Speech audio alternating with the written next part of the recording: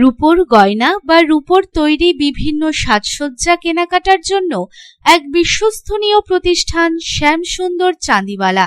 শ্যামসুন্দর চাঁদিওয়ালা মানেই চাঁদির পিওরিটির 100% গ্যারেন্টি।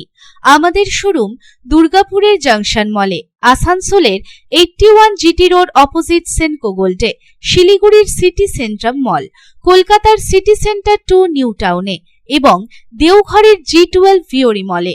তাহলে যদি পিওর এবং হলমার্ক রূপো কিনতে চান তবে চলে আসুন শ্যামসুন্দর চাঁদিওয়ালায়। কুলটি এলাকায় জলের সমস্যা দীর্ঘদিনের, বারংবার নগর নিগমে দ্বারস্থ হয়েও হচ্ছে না সমস্যার সমাধান। পুনরায় কুলটিতে পানীয় জলের দাবিতে রাস্তা অবরোধ করে বিক্ষোভ দেখায় গ্রামবাসীরা। পুলিশের আশ্বাসে রাস্তা অবরোধ তুলে নেয় গ্রামবাসীরা।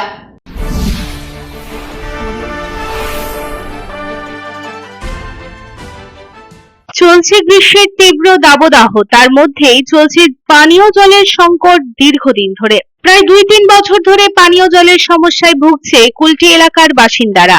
দীর্ঘদিন ধরে তারা পানীয় জলের জন্য বিক্ষোভ করে আসছে, তবে প্রতিশ্রুতি মিললেও মিলছে না সুরাহা। পানীয় জলের সংকটে অতিষ্ঠ হয়ে উঠেছে এলাকার বাসিন্দারা। বারংবার তারা অভিযোগ করেছে মেয়রের কাছে, দ্বারস্থ হয়েছে, তবুও তাদের পানীয় জলের সমস্যার সমাধান হচ্ছে না।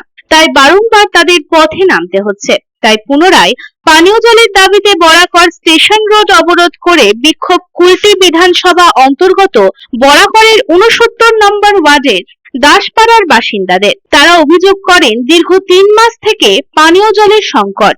এর আগেও বহুবার এই পানীয় জলের সংকট হয়েছে। এই বিষয়ে এলাকার তৃণমূলের কাউন্সিলর সুশান্ত মণ্ডলকে জানানো হয়েছে। সঙ্গে কুলটি বিধানসভার বিজেপি বিধায়ক ডক্টর অজয় পোদ্দারকেও জানানো হয়েছে, কিন্তু পানীয় জলের সমস্যার সমাধান না হওয়াতে বুধবার সকাল 7টা থেকে পথ অবরোধ করে বিক্ষোভ দেখালো বরাকর দাসপাড়ার বাসিন্দারা। এদিন তারা ক্ষোভে ফেটে পড়ে।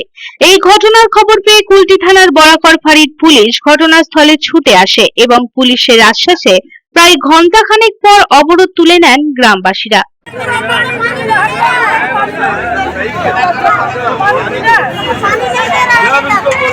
कब से पानी नहीं आ रहा? कब से पानी नहीं आता, पानी नहीं आता, बाल बच्चा गर्मी में पानी एक किलो पानी नहीं आता, 1 मिनट में पानी नहीं